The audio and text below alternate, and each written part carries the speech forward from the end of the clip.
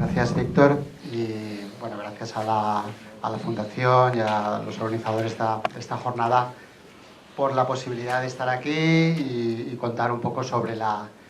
parte nuestra de sistemas de gestión, ¿no? La primera charla de la mañana ha sido, todos los ponentes, sobre aspectos más de carácter técnico del mundo de iluminación y automatización.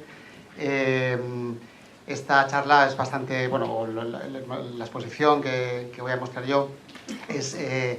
dentro del mundo de la energía, es otro campo que al final todos están relacionados a nivel de lo que son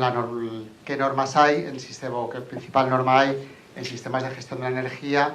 para, como herramienta en las pymes y en las empresas a utilizar y que se está utilizando para sistematizar la gestión de la energía. Soy Fernando Segarra, estoy en la delegación de aquí de AENOR, en la Comunidad Valenciana, que estamos aquí cerquita en la Plaza Ayuntamiento. La sede central está en Madrid, tenemos delegaciones por todas las comunidades autónomas. Como os decía, estamos aquí en Plaza Ayuntamiento si alguna vez queréis algo de nosotros a nivel de consulta de normas y cualquier otro tipo de consulta, ¿no? Yo voy a tratar de centrar la exposición en esta media hora en los aspectos clave que tiene esta norma y diferenciadora de otras normas de sistemas de gestión que puedan ustedes conocer, como es la más conocida por su trayectoria en el tiempo, más antigua, en calidad, la ISO 9001, y más cercana a la 50001, que es la de gestión ambiental, que es la 14001. Y la 14001 abarca, si la conocen, todo lo que es el medio ambiente y la protección del medio ambiente en general, todos los distintos vectores ambientales, residuos, emisiones, vertidos, ruido, etcétera, y consumo energético, consumo de recursos naturales, agua y demás. En los últimos años, todos estaremos de acuerdo y todos somos conscientes de, dentro del campo ambiental, la importancia de la energía y los conceptos de eficiencia energética dentro del campo ambiental, pues es ahora mismo el que más esfuerzo se le está dedicando sin quitarle importancia al resto, y donde más se están poniendo los esfuerzos, pues un poco, no por casualidad, sino por todos los compromisos internacionales que hay a nivel europeo o a nivel internacional, por la relación que hay directa de consumo de energía con las emisiones de gases de efecto invernadero, emisiones de CO2, CO2 equivalente, y por ello,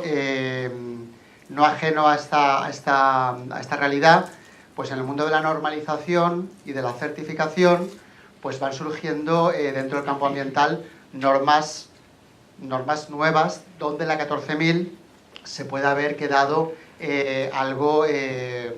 justa o no, se le saca menos partido para el campo de la energía. De esta manera, pues ya en su momento se inició a nivel de comités de normalización la conveniencia de elaborar una norma específica, o es como hacer un zoom en el aspecto consumo energético, para crear una norma solo o que centrada en todo lo que tiene que ver con la energía. Y así nació la norma de la que vamos a hablar. Decir un poco también por cultura general que primero, por decirlo todo, que hubo una norma UNE ya de gestión de energía más antigua, luego una norma europea de la serie 16000, como otras normas que simplemente mencionaremos, la 16001 de gestión de energía. Todas estas quedaron ya derogadas y sustituidas, como suele pasar cuando ya se crea una norma ISO, que ya es a nivel internacional, cuando se publicó en 2011 la ISO 50001, que pasa a ser norma UNE española en europea e ISO 50001. Dentro de esta importancia del contexto de la energía en estos momentos, siempre es bueno diferenciar o ver la perspectiva de lo que va ocurriendo, y en ese sentido diferenciaríamos instrumentos legislativos, todo lo que se va legislando y pasa a ser reglamentación en el mundo de la energía, con lo que son instrumentos voluntarios, como son los sistemas de gestión y la norma 50001. Entonces, no vamos a entrar, pero simplemente por ver la realidad de ahora y Y dentro de las directivas y reglamentos europeos que se han ido publicando, pues vemos como en los últimos años se han publicado directivas muy importantes en el mundo de la energía, destacando toda la que tiene que ver con la eficiencia energética en edificios, que eso llevó a transposición a reales decretos que conocerán de clasificación energética, primero de edificios nuevos, después la de edificios existentes, en 2013, cuando se transpuso, y ahora mismo la directiva más importante que se publicó en 2012, en diciembre, de la 27 de eficiencia energética, y que se ha nombrado ya en alguna exposición anterior, ya con cierto retraso, fue por fin ya traspuesta a Real Decreto el 56 en febrero de este año. No vamos a hablar del Real Decreto, no es objeto de la charla. Aquí la presentación tiene más transparencias de lo que yo me voy a parar, para que, como luego la podrán descargar, pues para que tengan más información que puedan leer, y si luego hay alguna pregunta concreta sobre aspectos del Real Decreto o de la auditoría energética que recoge el Real Decreto, pues lo podemos comentar en el coloquio o al salir de aquí, ¿no? O en cualquier otro momento. Sí que quiero señalar únicamente que estas normativas, esta directiva y después el Real Decreto, mencionan, como tienen la obligación de tener que hacer una auditoría energética para cierto tipo de empresas, no pyme, sí que mencionan los sistemas de gestión energética, y en particular, ahí estaríamos hablando de la norma 50.001, como una vía, como una opción dentro de las dos posibles para dar cumplimiento a ese requisito reglamentario de auditoría energética. Luego tenemos esto es un hito muy importante, porque tenemos, de alguna manera, que un instrumento voluntario, como es un sistema de gestión energética, o 50.001, ha sido incluido en una reglamentación de carácter obligatorio como una vía de cumplimiento para el requisito de tener que hacer una auditoría energética cada 4 años para las empresas que están en el campo de aplicación de dicha directiva y de dicho Real Decreto, que es el 56/2006. Bueno, ¿y por qué reconoce la 50.001 como una vía? Pues porque, tal y como está estructurada esta norma, que ahora pasaremos a ver, no solamente recoge, sino que va más allá de los requisitos de la auditoría energética que nos obliga esta normativa. Bien, decir también que dentro de la serie de normas 50.000, la que recoge los requisitos, como hablamos en el sistema de gestión, ¿no? Los requisitos del sistema de gestión y es certificable, es la 50.001. Que sepamos también que hay otra serie de normas de la serie 50.000 alrededor de ella y que existen, como es la 50.002 de auditoría energética, o destacar la 50.004 como guía de implantación de sistemas de gestión. Y no quiero dejar de mencionar, por lo menos citarlas, la importancia de las normas europeas que hay de la serie 16.000 para las auditorías energéticas, porque además el Real Decreto también las reconoce y las incluye en sus disposiciones adicionales como normas válidas para realizar la auditoría energética en su parte, porque hay distintas partes, según apliquemos edificios, a procesos, que sería la que aplicaría al sector productivo, a industrias, como las pymes a los que va dirigida, a los que estáis aquí, a los que va dirigida esta jornada, o también la parte 4 para transporte. Bien, solo mencionar con esta transparencia, indicar, tampoco es objeto de la charla hablar de huella de carbono y de reducción de emisiones directamente, pero no dejar de mencionar la importante relación que hay cuando hablamos de reducir el consumo energético y reducir el consumo energético en sus distintas formas de uso, sea eléctrico, sea térmico, por el consumo de combustibles, con la reducción de emisiones. Dado que, si para esta sería una situación de partida 1, si somos capaces de reducir nuestro consumo energético a través de la implantación y el uso de un sistema de gestión con 50.001, pues al final, pasado un tiempo, después de unos objetivos de mejora, digamos, de un periodo, de 1 año, de 2 años, si hemos reducido el consumo energético, si hacemos el cálculo de nuestra huella de carbono en una situación inicial, en toneladas de CO2 equivalente, y volvemos a hacer el cálculo después de haber obtenido esas mejoras por eficiencia energética, pues habremos obtenido, si hemos reducido, al final, si hemos reducido nuestro consumo energético, habrá una reducción en la emisión de gases de efecto invernadero de CO2 equivalente, bien sea directas, por reducción de consumo de combustible, que es emisión de CO2 directa en nuestras instalaciones, o bien sea lo que se llama emisiones indirectas por consumo de energía eléctrica que no emitimos en nuestra instalación, pero que alguien ha generado, esa energía y según la fuente de generación, los generadores pues ha tenido que emitir unas toneladas de CO2 para su generación. Entonces, bueno, esto también da para mostrar la relación directa que hay del consumo energético, la reducción o la mejora en eficiencia en el consumo energético con las huellas de carbono de organizaciones, tema que también está ahora mismo muy en auge, ¿no? Bien, ¿cómo está estructurada la 50.001? Los que puedan conocer ya las normas 9.001, 14.001, todas estas normas no había nada que inventar en cuanto a la estructura de la norma. Todas siguen un mismo patrón, que es lo que se llama el ciclo de mejora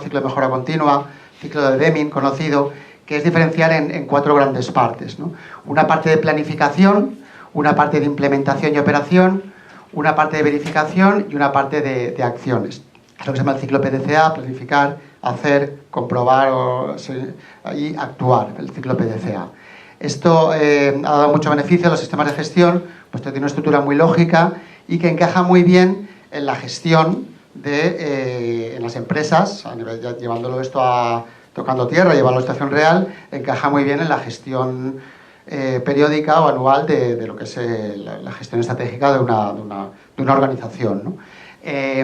La diferencia va a estar aquí pues, dentro de cada uno de estos grandes apartados, lo que es los requisitos que recogen esta norma ya concretos en materia de energía. Yo me voy a detener sobre todo en la parte de planificación energética, que es la más diferenciadora y la que está muy bien estructurada la norma y muy bien diseñada en cuanto a lo que recoge. Después toda la parte de implementación y operación es el control de procesos, lo que se llama control operacional. Muy importante la parte de seguimiento y medición. Todavía una vez el sistema está en marcha, todos los mecanismos o instrumentos de medición periódica de consumo energético sectorizada según procesos, la parte eléctrica, la parte de combustibles, con sus instrumentos de medida y la obtención de datos para hacer el seguimiento de lo que llama la norma los indicadores de desempeño energético, para acabar con esa revisión final de un ciclo de mejoras, normalmente anuales, para ver el cumplimiento, cómo han ido los indicadores, el cumplimiento de objetivos, auditoría interna, etcétera, y volver a empezar. Si somos capaces de hacer un buen uso del sistema de gestión y los objetivos de mejora que se vayan planteando y las oportunidades de mejora que se vayan implementando tienen éxito, sea al 100% o parcialmente, pues conseguiremos reducir nuestro consumo energético, ser más eficientes. Y lo bueno de esto es que, a diferencia de una auditoría energética, que es una foto en un momento dado concreto en el tiempo, esto está vivo, como todos los sistemas de gestión, año a año. Habrá años con mayor éxito, años con menor éxito, pero me obliga a estar sistematizando la mejora continuamente para evaluar y mejorar, en el mejor de los casos, mi desempeño energético. Aparece el concepto en la norma de desempeño energético, muy importante, igual que está en la 14.001, pues el desempeño ambiental, ¿no? Que recoge varios conceptos, el de eficiencia energética como el más importante, el consumo de la energía, el uso de la energía para los distintos procesos que pueda tener, en producción, aire comprimido, en generación de frío, calor, agua caliente, etc. Y el concepto también de intensidad energética. Bien, decía que me quería parar un poco en este primer apartado de planificación energética, y esto es todo lo que son requisitos que recoge la norma y que, bueno, pues voy a tratar de sintetizar en unos minutos, ¿no? El punto de norma se llama revisión energética, pero se considera equiparable o equivalente a auditoría energética. Entonces, el hecho de que se reconozca la 50.001, como he dicho antes, para dar cumplimiento al Real Decreto de tener la obligatoriedad de hacer una auditoría energética, o en cualquier caso, aunque no tengamos requisito reglamentario porque somos una pyme y no me aplica, como herramienta, como algo muy conveniente, si no lo hemos hecho antes, de hacer una auditoría energética para detectar oportunidades de mejora en la reducción del consumo energético. El hecho de que lo reconozca, decía, es porque ya la norma recoge en su punto 443 la necesidad de hacer una revisión energética, digamos, auditoría energética, como arranque o como inicio de la implantación del sistema de gestión. Entonces aquí hay 3 grandes apartados y básicamente lo que dice es analiza el uso y consumo de energía, es decir, tienes que conocer y saber en qué estás consumiendo y utilizando la energía en situación pasada y presente actualmente, y para eso hay que medir, igual que la auditoría energética, basarse en mediciones reales, con lo cual muchas veces eso pasa por la necesidad de utilizar equipos para poder sectorizar la parte de consumo, por ejemplo, eléctrico. Es bastante habitual que el dato sea un dato globalizado de contador de compañía con la que nos facturan de cabecera, y puedo tener o no medidores después a nivel de analizadores de redes o otro tipo de equipos en mis distintos procesos. Lo que nosotros nos encontramos en auditorías, ya hablando de realidad, en auditorías en muchas empresas, hablando de pymes, es que no hay, por lo general, se puede disponer de información o sabes dónde están tus principales consumos, pero no hay equipos midiendo en continuo en cuadros instalados, ¿no? En cuadros eléctricos para los distintos procesos, para diferenciar climatización, aire comprimido, hornos, molinos, etcétera, según cuál es nuestro proceso. Entonces, ese paso hay que darlo. Ese paso es el paso que la 50.001 te empuja a dar, y que el punto de partida es analizar, poner equipos, muchas veces son equipos portátiles, para el siguiente paso, identificar cuáles son las áreas de uso significativo de la energía. Y eso es lo que pide esta norma, ¿no? Se identifica cuáles son dentro de consigue tu tarta, ¿no? El reparto, por dónde se van los consumos, qué es más importante, climatización en edificios, y cuánto supone la iluminación de la que estamos hablando hoy, qué porcentaje del consumo eléctrico supone la iluminación, cuánto es para generación de agua caliente sanitaria, cuánto es para generar calor, en procesos productivos lo que puedan ser molinos, hornos. Esa sectorización, sea consumo eléctrico o consumo térmico, que llegamos a diferenciarla. ¿Todo para qué? Para llegar a identificar oportunidades de mejora, que es el último, y al final para lo que hacemos todo, para llegar también lo recoge las autoridades energéticas, identificar y priorizar oportunidades de mejora, para identificar en primer lugar y después pues priorizar en base a retornos, a cuál va a ser la energía ahorrada, esperada. Esas oportunidades de mejora, siguiendo con el sistema de gestión, las trasladaríamos a objetivos, metas y planes de acción, aquellas que decidimos que van adelante. Concretando el tema que nos convoca aquí de iluminación, son muchas las auditorías de 50.001, bueno, yo soy auditor de esta norma, donde es bastante habitual que haya algún objetivo en el proceso de iluminación. ¿Por qué? Porque bueno, pues no necesariamente siempre resulta ser un uso significativo, depende de la organización. En edificios sí que suele ser importante, ¿no? En industria pues muchas veces menos, porque los procesos son más consumidores que lo que es iluminación. Pero en cualquier caso, como tampoco es complejo, como se ha visto esta mañana en la primera bloque de charlas, es algo que ha cambiado tanto en estos años, y vamos a decir que es algo fácil de abordar, entre comillas, ¿no? O que es abordable, pues vemos continuamente objetivos, metas y planes de acción que tienen que ver con reducir el consumo de la parte eléctrica con la iluminación. Y ahí muchos de los ejemplos que se han visto esta mañana aquí se concretan, pues objetivos, reducir el consumo eléctrico con iluminación en un 5%, en un 10%. ¿Cómo? Todas estas acciones de cambio de luminarias, de automatización, de programación de horarios, serían acciones para conseguir ese objetivo. Entonces, la norma tiene estos apartados de objetivos, metas y planes de acción, donde se plasman lo que vamos a hacer a nivel de mejoras, como en el proceso de iluminación podrían ser todas las cuestiones que hoy se están comentando aquí en esta jornada. Hay otros dos grandes apartados muy interesantes, que es en este arranque, y antes de implantar las mejoras, define tu línea base energética, que llama la norma. Es decir, cuál es tu punto de partida y cuál consideras que es tu línea base para tus distintos consumos, tus distintos procesos, en teoría antes de implantar las mejoras, ¿no? Tu punto de partida. Y vinculado a eso aparecen los IDES. los indicadores de desempeño energético, que son, igual que conocemos los indicadores de procesos en calidad o de otro tipo de gestión ambiental, pues los indicadores energéticos por la parte de energía. Y aquí es donde aparecen, y esto es muy de estas normas y lo quiero también mencionar, la parte de ratios.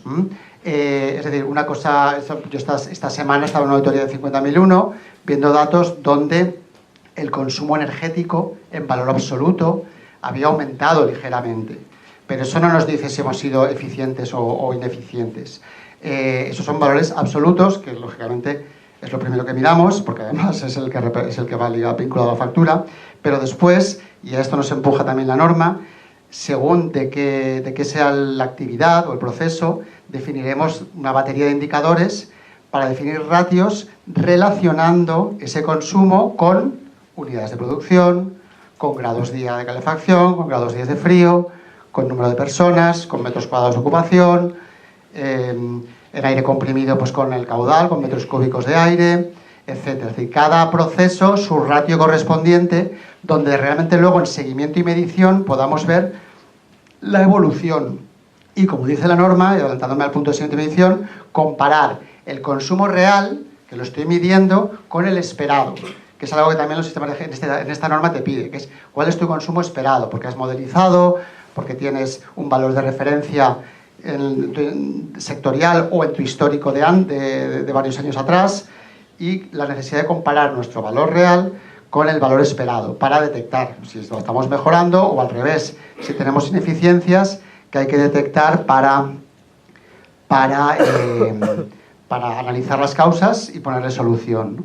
Entonces todo esto está incluido dentro de esta parte de planificación para definir nuestros indicadores, nuestra línea base y para plasmarlo en objetivos, metas y planes de acción. Los que estéis, no sé si es el caso o no, pero los que podéis estar familiarizados con ISO 9000 o ISO 14000, pues todo esto resultará familiar trasladado al mundo de la energía. Entonces, el otro para ir ya yendo a lo último, otro de los apartados importantes de esta norma es el control operacional, es decir, todo el control de la operación, los grados de control que yo esté haciendo para minimizar los consumos energéticos. Y aquí entran varios aspectos importantes, todo lo que tenga que ver con mantenimiento preventivo, el que se vaya desarrollando más mantenimiento predictivo que se ha comentado antes, formaría parte del control operacional, no solamente el reglamentario, que también lo incluye, sino el que tengamos definido, planificado, ¿no? Y hay un apartado aquí importante, que es el procedimiento de compras. Este apartado no está, por ejemplo, en la 14.001, sino en la 50.001, con toda lógica, o no está en la 14.000 hasta ahora, que se ha publicado la nueva, ¿no? Que es que tenga, a la hora de comprar equipos consumidores de energía, o que tengan que ver con usos significativos de energía, que uno de los criterios de compra, además de la variable económica, lógicamente, o la prestación del servicio, de requisitos de calidad, para un motor, para bombas, para luminarias, una de las variables uno de los criterios de compra, y eso hay que sistematizarlo, sea la variable energética. La variable energética, allá donde hay etiquetado energético o donde no lo hay, y que informemos a los proveedores de que vamos a tener en cuenta la variable energética a la hora de adquirir un equipo, una instalación, un servicio, etc. Y por último, indicar que con esta norma, cuando llega el punto de seguimiento y medición, o sea, ya estamos midiendo el día a día, los consumos, pues si hemos determinado cuáles son los usos significativos de la energía, vamos a poner el foco en estos para hacer un seguimiento y medición detallado de los consumos asociados a estos usos significativos de la energía. Con lo cual aquí, en los primeros años de implantación, lo que nos encontramos es que las empresas pues, instalan o colocan medidores, ¿no?, analizadores de redes o power meters en sus cuadros para tener conectados a señal, registrar datos y tener información de detalle en continuo de los consumos energéticos. Muchas veces la pregunta es, ¿hay que instalar medidores en todos los procesos, tengo que pasar ahora de 0 a 100 equipos de medición? Pues no, ya lo dice la norma, usos significativos de la energía que previamente en la revisión energética o energética he determinado, he podido conocer. Aquí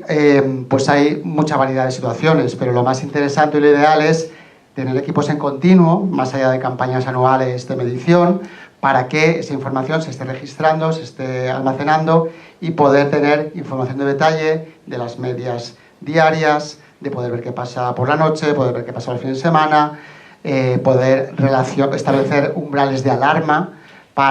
respecto a ese consumo esperado, que me avisen cuando hay consumos que superan el valor esperado o el valor de referencia, y llegar a, pues eso, a estas distribuciones de consumo para seguir conociendo los indicadores de desempeño energético cómo van. Si aplico mejoras en iluminación, como se está tratando aquí hoy, y no estoy midiendo lo que estoy consumiendo en el proceso de iluminación, pues al final si sigo utilizando un dato general, pues a lo mejor hay otro proceso que ha aumentado, ha disminuido y me enmascara esa información. Necesito medir de manera sectorizada para saber las mejoras que he implantado en un determinado aspecto, como puede ser iluminación, cómo ha evolucionado y si realmente el consumo, la reducción esperada, la estoy logrando o no, que habrá habido un cálculo, y hacer seguimiento de eso. Y eso forma parte del seguimiento y medición de esta norma. Bien, nuestra experiencia es que estos sistemas de gestión 50001 están aportando muy grandes ventajas, ¿no? Y bueno, pues es una certificación que crece despacito, pero tiene un crecimiento sostenido, y normalmente son las empresas, las organizaciones donde ya tienen esta cultura de sistemas de gestión, porque tienen implantado, sobre todo certificado, pues la 14001, que han ido luego dando el paso a ir adelante con la 50001. La gran mayoría, por no decir todas, el hecho de sistematizar la gestión de la energía con todos estos apartados que he tratado de enumerar en esta exposición, ha conseguido ahorros. Lógicamente depende mucho del punto de partida, de que al margen de que tuviéramos sistema de gestión o no, que estamos o no estábamos haciendo antes. Pero raro es el caso que sobre todo los primeros años, el hecho de haber estudiado, haber analizado, haber dado procesos de mejora, haberlos puesto objetivos, haber tenido que hacer seguimiento, todas, o prácticamente todas, han conseguido ahorros, en mayor porcentaje o en menor porcentaje, pero todas han mejorado en eficiencia energética. Eso, pues claro, seguro que pasados los años será cada vez más difícil, pero siendo una norma joven como es y que la empresa que más años puede llevar certificada no son muchos, ahora mismo son la